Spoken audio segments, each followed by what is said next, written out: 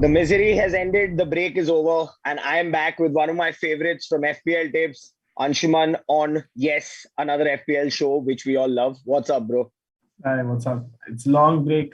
Finally, GW23 is over and we can look Yeah, forward to 24 and 25. exactly. It's a long break. FA Cup is over, AFCON is over, and United's probably over as well after that decision. But this is not the show to talk about that. Now, one question which I know you hate, and I'm going to start off with that is after a break, what everyone wants to do is, oh my God, I'm 14th on the table. Nothing's working for me. I have one differential. I'm going to play my wild card. Now, I know your thoughts about it, but I want to Yeah. hear it again. So my thoughts about it is very simple. From now on, there's going to be a lot of double game weeks coming up. So planning out your chips is one of the most essential part at the end of the season. And I don't think wildcard really serves that purpose right now. It will put you into a situation where you're bound with certain players you don't want to have, and you're forced into a situation which might not suit or which might not be the best way out of the chip strategy. So probably avoid wildcard unless your team is really like disrupted and you've got like 10 injured players, then you should wildcard obviously. But if you have a playing 11, you should. I mean, if you have 10 injured players, you should just like sign out and then let it be. Then you're done. Yeah. But if not the wild card, now I'm sure, teams have, we've discussed this before, where technically you're playing eight similar players and, three differentials or two differentials, considering the way the season is going. But again, with Salah coming back, with Mane coming back, there are more options. Harvey Elliott coming back, there is an option. Luis Diaz coming in, there is an option. And this is only the Liverpool side. There are plenty of sides, but we'll get to that and, we'll follow what we follow best, starting from the back. Now, for Okay. me, it's a battle between Ramsdale and De Gea. Do you agree, or do you think there are cheaper options who will get you a better reward? I think Ramsdale is again fine. Cheaper options, there aren't any unless you're rotating two keepers, which is always not the best of all. Like now it can work if you have the budget, like if you can buy probably a Sanchez plus Ramsdale, I think that would work out very well because of the double game weeks. Maybe Pope and Ramsdale as well if you have the funds. But solely, I think I trust Ramsdale more in terms of getting bonus point saves and in general Arsenal more for clean sheets. But United's not been doing too bad. And I mean, I don't want to say this, but David De Gea has, the most saves this season. So that Yeah. also makes him eligible for more save points. It does, but if you look at the number of postponements Arsenal have, they're bound to have more double game weeks. So they're likely to have a double game week 26 and likely to have it in 28 again. So you want your keeper to have as many as games as possible so that his baseline is increased. So one of these two and probably a Sanchez or a Goita is good for Or you. Sanchez, if you want a rotation, Sanchez will probably stick to Foster. Also with Ramsdale, the situation is if you don't have a lot of fate, which will come to as well. In game week 30, Arsenal have a fixture, which is very essential. Okay, so we'll move one step ahead into defense. Now, I'm tired of saying this, but I'm going to ask you this again. Is Trent a must or is he too expensive? Now he's probably too expensive. He's 8.5 million. If he didn't rise last night, he might be It's 8.6 million. bizarre. It's absolutely Yeah. bizarre. He's 8.5 for a defender. and he's expensive than most midfielders available or people are choosing. So now if you don't have him or have not had him the entire season, just avoid. I think Robertson is the one to go for right now. He's the highest scoring defender in the last 6 weeks. He has those stats who's matching Trent as well. So probably, and he's cheaper. He's 7.1. So you can go Robertson if you don't have Trent or any Liverpool defender. Definitely go Robertson. And he makes Robertson makes a case for himself irrespectively for the double. So for the people who don't have Jota and have a Liverpool slot left, I would recommend going for Robertson and doubling up on Trent and Robertson for that double. And, we'll speak about the expensive ones first before we come to the budget defenders. But now a question I personally had for Man City. While Cancelo is doing the way he is, his price is going up. But Laporte has made a case for himself over the last couple of weeks, conceding but scoring as well. So he's giving the points. So does that also act as one of your, pocket savers? He does act as a pocket saver. You can't really say he covers up for Cancelo because the baseline for Cancelo is too high. So everything on the left flank for City is going through him at the moment, and he's in hot form. So really can't really cover Cancelo, but I think he can get you those clean sheet points. So you're not devastatingly behind from others. Another player you want to look at from City is Walker now, because at short term at least, because he's not playing the UCL for the next 3 games. So he's pretty much nailed on for the Premier League games in that prospect, and he will play those games at least. And the question you would love to hear the most is, do we still keep Chelsea defenders considering the form over the last few games? Not just the form, they blank in 24, 25, 27. So it absolutely makes no sense. You probably want to just sell them and get players who are playing at least at this stage. I think there are a couple of more teams who blank as well. So I think Arsenal Yes. blank one of them. Arsenal blank in 25 and 27. Liverpool blank in 27. There are players, and we will discuss this in the chip strategy as well, but definitely Chelsea, who blank thrice in the next 4 or 5 game weeks, you need to sell them. And budget defenders, I mean, Livramento coming back is a boost. Lamptey is one who's showing promise. But what about, Dan Burns and the other players who moved to Newcastle, who moved to Everton? We'll talk about that. But Luca Dean, one big name, who, came on, looked bright against United, didn't get the points, got the assist in his next game, and seems like a good option at 5. I think we discussed Luca Dean last time as well, and I am particularly really highly opinionated about Luca Dean. I think he's a good alternative to your City, Liverpool defenders and the Arsenal defenders in terms of a differential who can give you points and who has the capacity to score goals, gives assists, and he's on set pieces as well.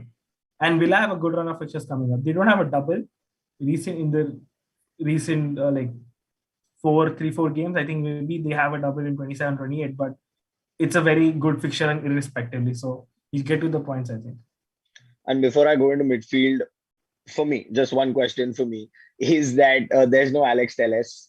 Luke Shaw, Dallo, which one's the better option? Luke Shaw, because he's more nailed now with Telles being COVID out, and Dallo, I know he's a better right back, although he's proven himself. But that happened between last time as well. He made a mistake in one game and he was replaced by Van Bissaka right away the next time. So that's going to be a problem with Dallo.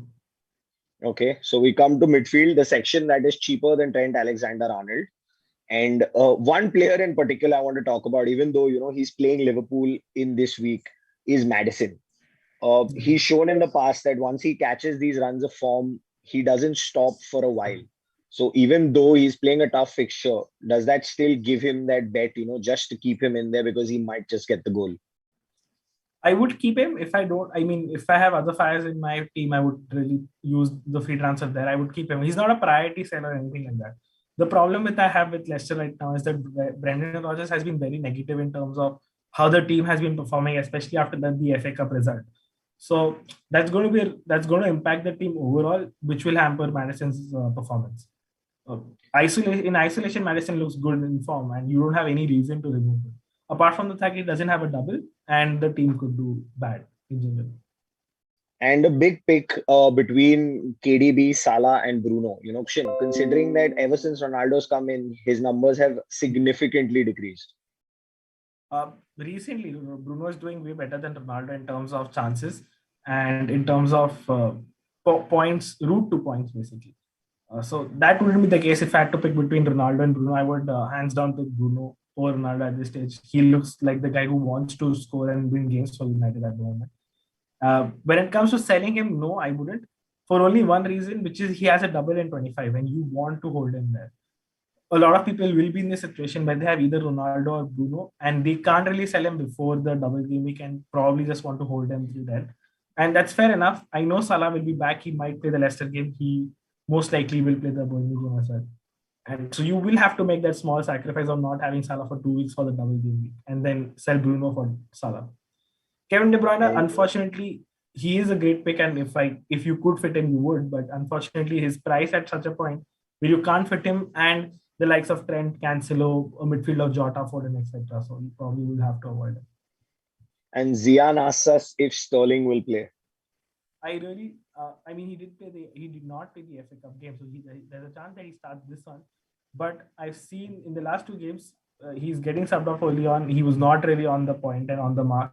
So it's not a case of rest. It's probably a case of out of form, him being out of form. So even if he starts this one, I wouldn't be confident of him starting the next one. So if you have him, I would be very, very.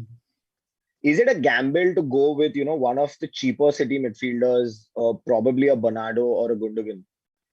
Uh, Probably Foden. I think he plays up top or either left, and he's the one who's going to start most games, irrespective of whoever is playing on the right.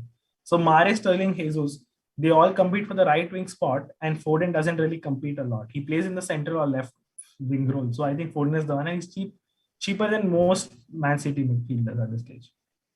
Okay, coming to the middle class section of midfield.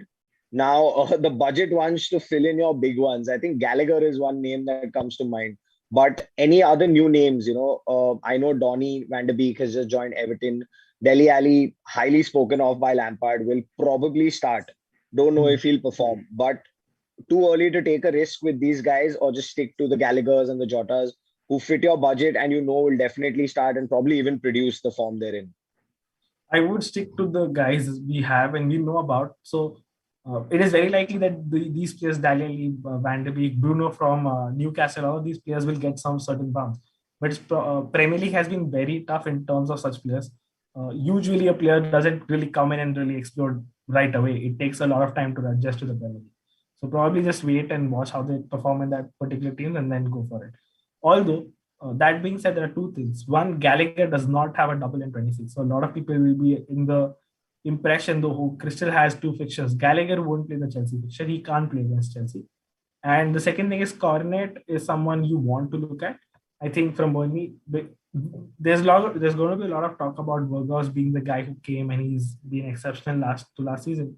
But I think the playoff style Burnley play and how Burgos plays, I think it suits both of them. Burgos will drop deep. He will link up play and Cornet will run behind him and score most of the goals. Okay, while you were saying that, we had a couple of questions. The first one saying, what do you do with Marcos Alonso? You sell him 100%. There's no doubt. There's it, straight up. And the next one is Martinelli worth a -4, keeping their double game week in mind? This week, I don't think there's a necessity to buy him unless you don't have a bench. But for game week 26 in isolation, yes, I think he's worth it. Arsenal have the best attacking fixtures after Liverpool in that game week.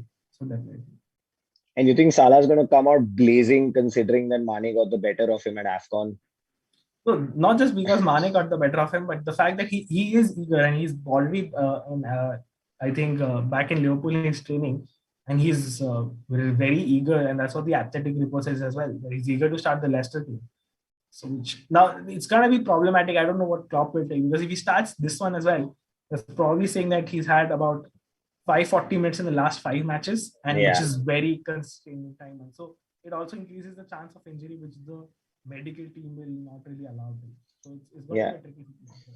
And I think before the Leicester game, he's on 480 minutes in his last 4 games. Oh yeah. So I mean, we know it's Salah and he can pull it off, but realistically, I don't think Klopp's medical team will allow him or like give a green signal so easily. And in the years I've played fantasy and this man is alive, I never thought I would say this, but Son in as a differential, considering we've taken so many names and we've not mentioned the guy who technically saves probably a lot of people's backsides in most game weeks. Yeah. But I think Son is a good game week. He's been exceptional in the home games recently. And of course, he has a double. So I think Son isn't a problem. I think it's a slight form problem. He did look really off in the FA Cup game, but if he catches a form, I think he's a good pick to buy. Although Kane, his counterpart, is amazing. I mean, if I had to, that's going to be the meta strategy eventually, because the stats he's posting is almost double to the guy who's second and forward. So he's in a different league at the moment.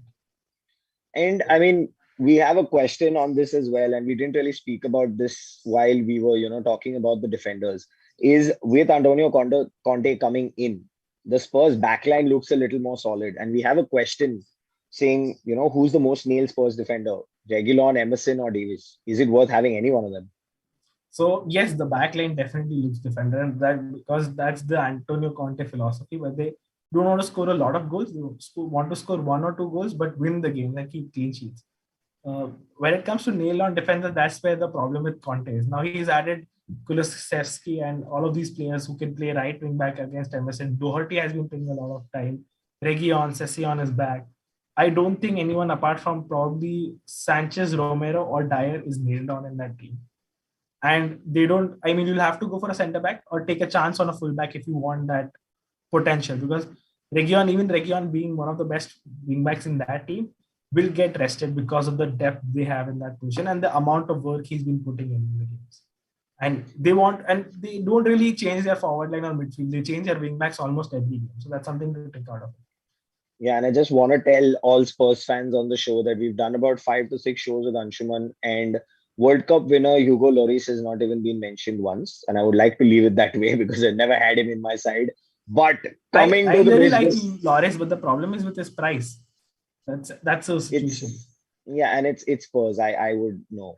I'll I play would cold. trust Loris, to be honest, even with Spurs, but the price is, if he's 5 million, I would not even think twice getting into my team. But I think for his price and for the player he is, in the recent past, I mean, probably before the Antonio Conte era, there were a lot of errors on his part, which is why probably, the clean sheets were going. But, okay, Ipshit is back with Alonso replacement. If I don't have a City defender, I would definitely go Laporte or Walker. If let's say you have Cancelo, Trent, the standard guys, maybe an Arsenal defender keeping 26 in mind. And if not, Dini, I think those are the 3 or 4 options you would hire. In case you have all of them and have a lot of budget, Robertson.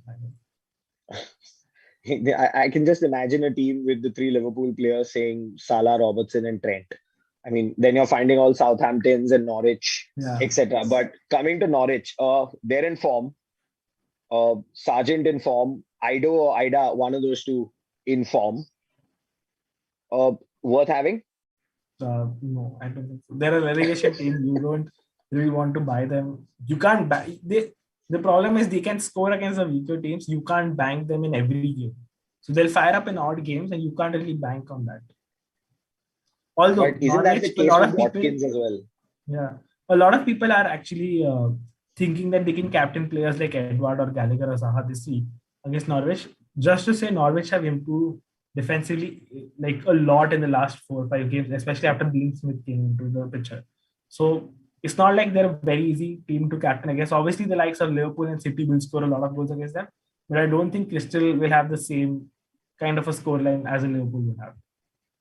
And just coming back to Crystal, I think Zaha was one of their, major assets at one point in time for FPL, but kind of taken over by, the Gallaghers and the Eduardos, etc.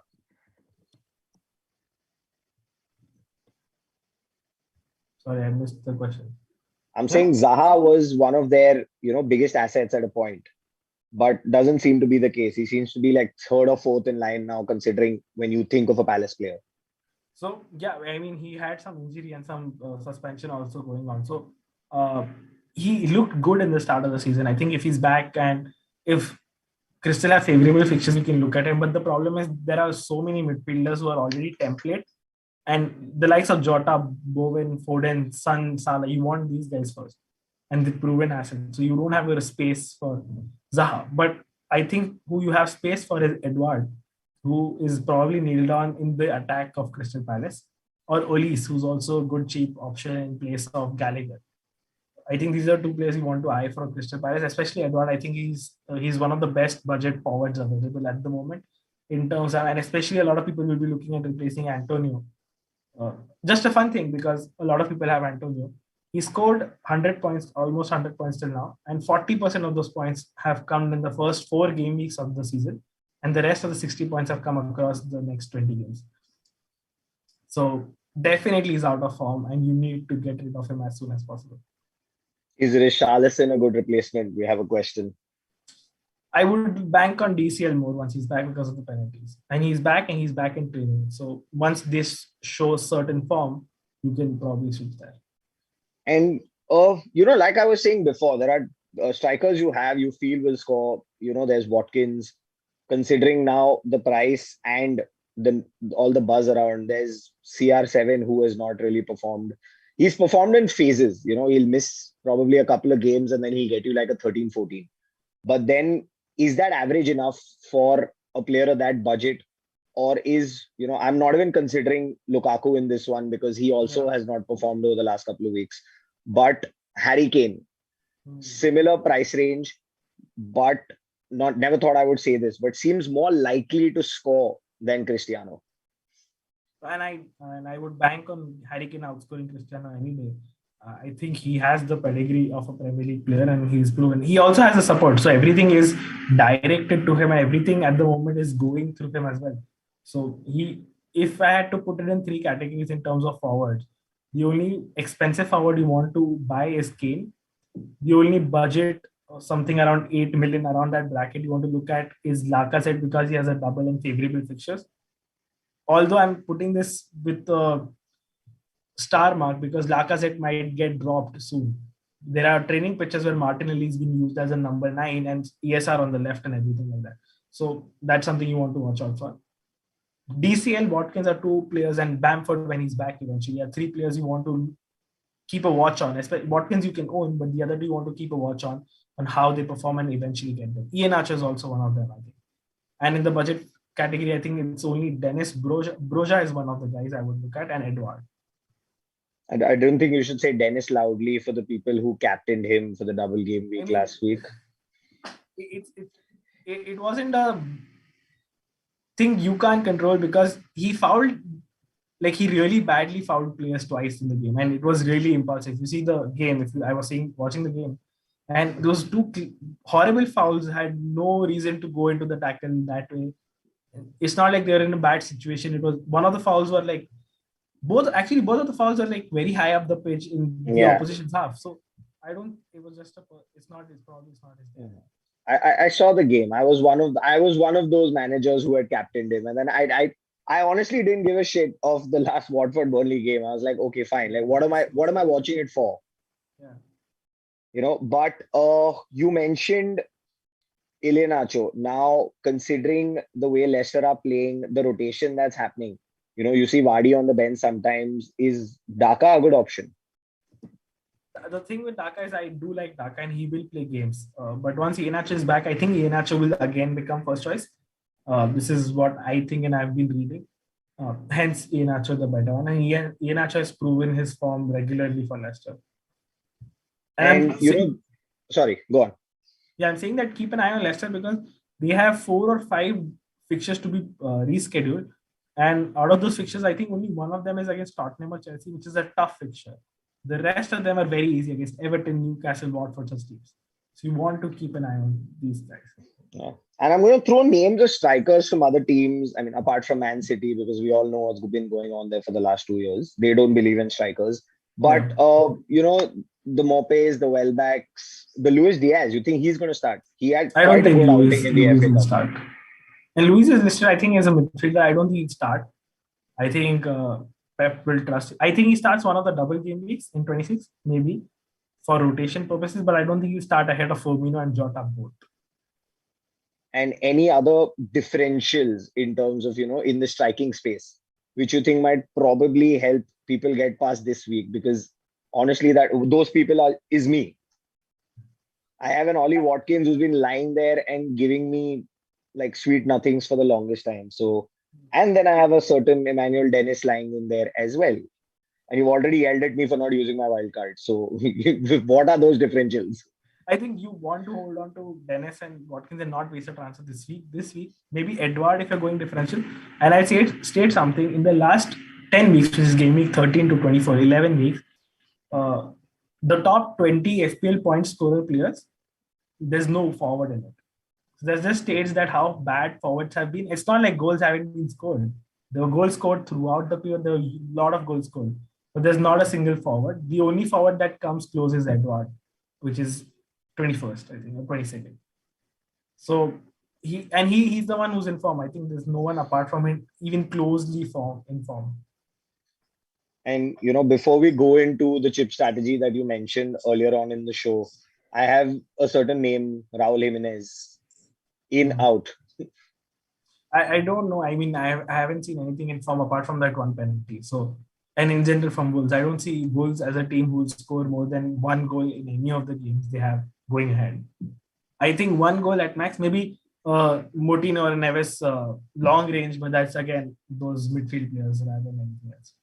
If anyone has Moutinho and Neves in the team when they score, please contact me. But Anshuman, I'm going to now go on to chip strategy. Now, the first one that, we'll see on the screen shortly is where you mentioned where you have 1 free hit left. So you want to take us through that one?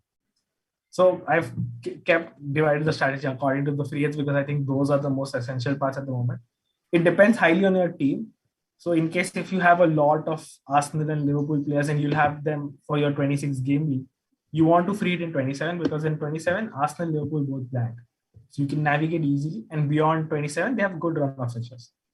Let's say you don't have enough, you have a manageable team for 26 and 27 both, and you don't have a lot of Arsenal Liverpool players. You want to prioritize it on game week 30 because game week 30 for now would have only 4 at max 5 fixtures.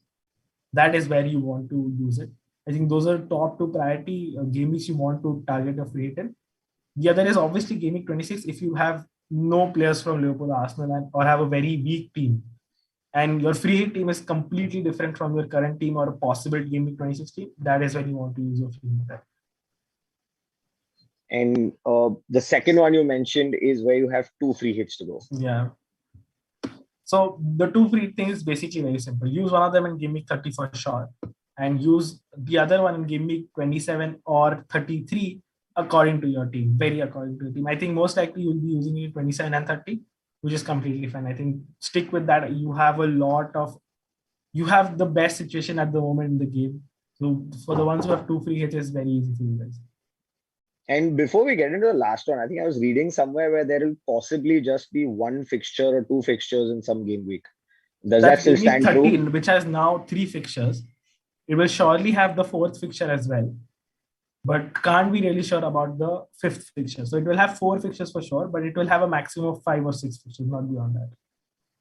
And your third chip is for, poverty struck people like me, Yeah. where you have no free hits remaining. So take us through So if that. you have no free hits, it's probably just navigate through with your free transfers. You can't really do things.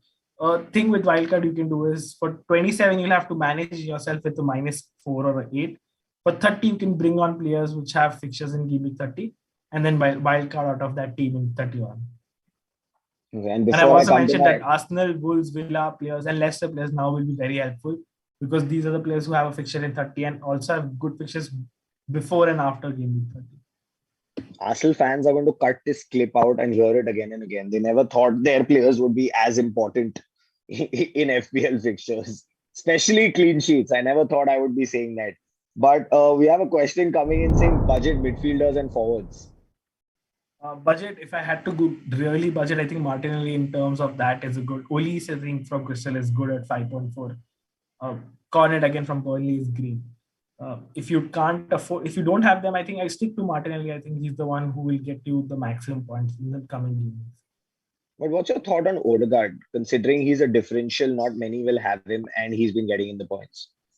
I think Odegaard is decent. The only problem is I think more, Saka and Martinelli have more likelihood of scoring or getting involved.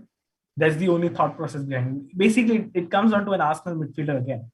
So it's either Martinelli, Odegaard, or Saka. But I think in terms of stats, Saka is the highest, best stats. Then it's Martinelli, then it's Odegaard. We have one coming in from Naveen that says Edward in, Antonio out, and Sterling out, KDB in. I would do the Sterling KDB this week, and if you want to fund that with Edward, I would do it. But I would personally want to hold the Edward move for next week. But if you don't have an option for that, you will do it. Yes. And in continuation to that, he has an or Ronaldo out, Kane in, because he doesn't have Bruno as well. I wouldn't do that. I would hold Ronaldo for the double, unfortunately. Okay. And interesting one coming in which says Alonso out for 8 Nuri. 8 Nuri, yes, I mentioned this on my page as well, particularly for a differential in terms of Wolves. But the more I look into it, I think personally, if you have Arsenal, if you have an Arsenal, City and a Liverpool defender, then maybe this makes sense for you. Even with the double, if I really wanted to gain and take a chance, I would still go Dini over Nuri. Nuri is the safe guy you want to, probably in place of Liverment or something like that. If I had to take a chance, if I had the funds, maybe for an attacking option, I think Dini is one. Also, which reminds me, for the people who are looking for Arsenal defenders, I would really look into getting Tierney. I think he has shown signs of getting a lot inside the box and putting in a lot of crosses, which could be useful in the coming weeks. But don't you think there are, probably a Kilman, for example, is a safer bet, considering that there might be rotation on the Wolves left back? But will Kilman start? Again, Kilman isn't a nailed option. If I had to buy someone from Wolves, I might as well buy someone who has attacking threat. Maybe a Saiz or a Nuri. I know there's slight rotation in terms of Johnny getting back. I don't see any rotations from Marcel in terms of Nuri and Marcel. When Johnny is back in the next 3 or 4 weeks, I think then is when the rotation starts, and or maybe the concern starts at least. And there's another one that says replacement for Richarlison, following your comment saying that, Everton players probably not. No, so if you have Richarlison hold, I wouldn't say the fixture isn't bad. I wouldn't buy him this week. So you can hold him. If you want to sell him, probably for Edward. This week, I would probably just hold and see if you can manage without him. Probably you have a better transfer to make somewhere else. Okay, now the $1 million question. El Capitan. I mean, we have a good track record on this stream with captaincies, at least for the last. Because it was just easy. Like you get captain Egyptian, Yeah. captain Egyptian, captain Egyptian, and he always scored. But now what? I think it's down to 2 or 3 people for me. If you have Cancelo, I really like the likes of Cancelo as a captain.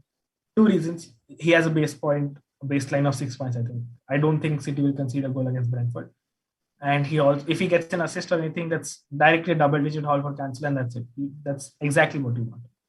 The second option is going either Kevin De Bruyne or Foden. The only problem with this is that the points are usually very scattered in the Man City attack. So you're banking on them to score a lot of goals and your player getting involved into something, which is slightly more riskier than Cancelo. And the third option, I think, is Jota. I think he's a decent option. And I'll say why. Leicester have conceded 21 big chances in the last 4 games, conceded an XG of about 12. The second team that has conceded so much is Southampton with 12 big chances. That's the disparity between the first worst team and the second worst team in terms of defensive stats. They've conceded the most chances from their left flank, whereas Trent will play and put in a lot of crosses. And Jota, I know his numbers have slightly dropped when he's playing on the left, but even in the FA Cup, he looked very central and he was getting inside the box. That is exactly what you want from him. And I mean, he scored in the recent FA Cup fixture as well. Yeah, he did. And for a small guy, he's great in the air. Yes. So, I mean, if you want to bank on your City assets, I think it's Cancelo or whoever you have in midfield. Wouldn't captain Bernardo. So if you have Bernardo, stay away from it. Or Jota. I wouldn't go near the likes of Bowen or Ronaldo for sure, or Bruno. I was just going to ask you about Ronaldo. I wouldn't go near there because for 2 reasons. Burnley at home will try to keep it compact. They want to get out the relegation battle. And a lot of people are underestimating Watford.